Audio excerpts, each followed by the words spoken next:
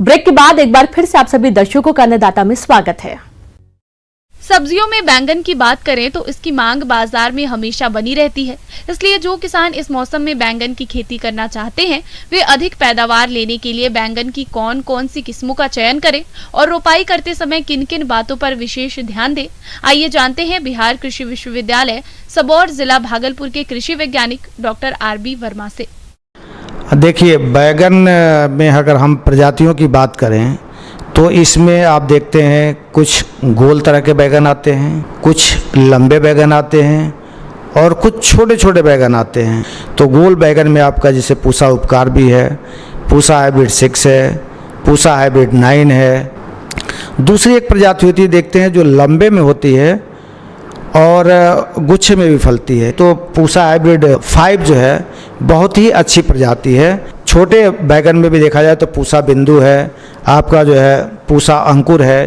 तो इसमें पैदावार जो है 200 से 250 कुंतल प्रति हेक्टेयर होती है।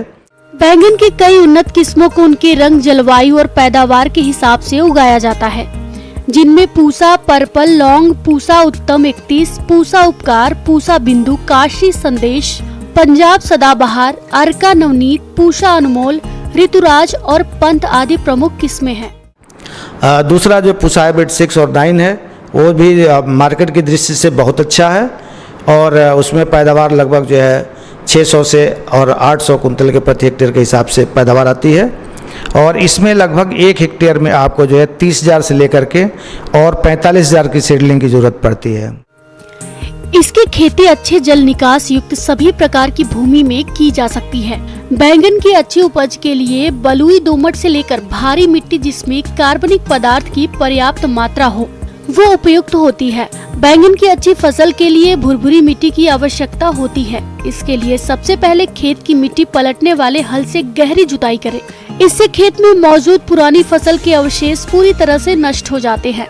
जुताई के बाद खेत को कुछ समय के लिए ऐसे ही खुला छोड़ दिया जाता है। इसके बाद 15 गाड़ी पुरानी गोबर की खाद को प्रति हेक्टेयर के हिसाब से खेत में मिला दें। अगर जहाँ तक उर्वरक और खाद की बात है तो इसमें 150 किलो नाइट्रोजन और 75 किलो फास्फोरस और 75 किलो पोटास प्रति हेक्टेयर के हिसाब से आपको देना होगा। आधी नाइट्रोजन की मात्रा और फास्फोरस और पोटास की पूरी मात्रा आप बुआई के समय पूरे खेत में डाल करके मिला के दे दें आप जो है।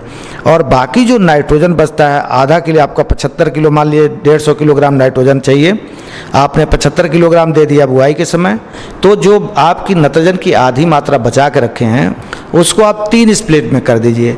तो 25, 30, 45 और 75 दिन बाद आप जो है नाइट्रोजन की मात्रा दे करके और उसको अच्छी तरह से आप जो है मेंटेन कर लीजिए जिससे आपके फसल में कोई दिक्कत न हो। पौधशाला से पौधों को उखाड़ने से पहले हल्की सिंचाई कर ले। इससे पौधे मिट्टी में से आसानी से निकल जाते हैं। अगर आप पौध को कहीं और से खरीद रहे हैं तो ध्यान रखें कि पौध स्वस्थ हो। साथ ही पौधों की खरीदी हमेशा शासकीय संस्थान या विश्वसनीय संस्थान से ही करें। जब भी आप पौधे को खेत में ले जाते हैं लगा के, नर्सरी से उखाड़ते हैं खेत में ले जाते हैं लगाने के लिए, अन्य तरह की बीमारी इसमें पौधा लगाने के बाद खेत में न आए इसलिए पौधे को हम ट्राइकोडर्मा से भी उसका उपचार करते हैं। ट्राइकोडर्मा को जो है 5 से 10 ग्राम आपका घोल बना लीजिए आप जो है और उसमें उसकी नर्सरी को डिप करके तब आप लगाइए। नहीं तो आप बवस्टीन का घोल बना लीजिए, फंजीसाइड जो बवस्टीन का घोल बना लीजिए और उसमें उसकी नर्सरी को डिप करके तब उसको आप फील्ड में ले जाइए। अब हम अगर बात करें इसकी स्पेसिंग की, कितने स्पेसिंग, तो इसमें देखेंगे बैगन में कुछ स्प्रेडिंग टाइप का भी होता है और कुछ नॉन स्प्रेडिंग टाइप का भी होता है। तो जो नॉन स्प्रेडिंग टाइप का होता है पौधे से पौधे की दूरी 50 सेंटीमीटर या 60 सेंटीमीटर, कतार से कतार की दूरी भी आप 60 सेंटीमीटर पे भी लगा सकते हैं। जो स्प्रेडिंग टाइप जो फैलने वाली ज़्यादा है अगर उसको लगाना है तो 75/90 पे आपको पौधे से कतार की दूरी रहेगी और पौधे से पौधे की दूरी 60 से 70 सेंटीमीटर रहेगी। इस पे आप जो है वैसे जनरली इसको 60-45 पे लगाते हैं, इससे आपको जो है पैदावार अच्छी मिलेगी। बैंगन की खेती ड्रिप और मल्चिंग लगाकर भी कर सकते हैं। इससे पैदावार बढ़ती है और सिंचाई जल की बचत होती है। बैंगन के पौधों को अधिक सिंचाई की आवश्यकता होती है। इससे पौधों की पहली सिंचाई पौध रोपाई के तुरंत बाद कर देनी चाहिए। इसके बाद भूमि में नमी की मात्रा को देखते हुए समय समय पर सिंचाई करें। आमतौर पर बरसात के मौसम में बैंगन की फसल में अधिक खरपतवार उगते हैं। इसके लिए रोपाई के पहले पेंडामेथिलीन 3.3 लीटर दवा 700 लीटर पानी में घोलकर प्रति हेक्टेयर की दर से छिड़काव करें। यानी शुरू के दिनों में जब पौधा इस्टेब्लिश कर रहा हो उस समय खेत में खरपतवार नहीं होना चाहिए और एक निराई गुड़ाई 30 से 45 दिन के बाद आप कर दीजिए ताकि खेत आपका जो है खरपतवार से मुक्त रहेगा और पौधे को बढ़ने में दिक्कत नहीं होगी। इसमें एक जो है देखते हैं बीमारी लगती है, बहुत तगड़ी बीमारी लगती है जिसको आप बोलते हैं लिटिल लीफ, इसको बोलते हैं। देखिए उसकी पत्तियां आप देखते हैं छोटी छोटी हो जाती है और ये पूरे पौधे में होता है, उसमें फल भी नहीं लगता है। ये माइकोप्लाज्मल डिजीज़ है, ये कीड़े के द्वारा फैलता है। तो जब भी इस तरह की बीमारी देखे तो पहली बात तो ये प्रिकॉशन लें कि अगर इक्का दुक्का है तो उस पौधे को खेत से निकाल करके बाहर कर दें।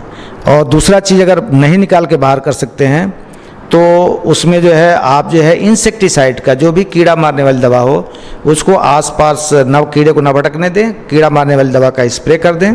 तो इस तरह से इसको आप कंट्रोल कर सकते हैं। ये बहुत बीमारी सीरियस होती है, जब लग जाती है फ्रूटिंग को पूरी तरह से अफेक्टेड करती है।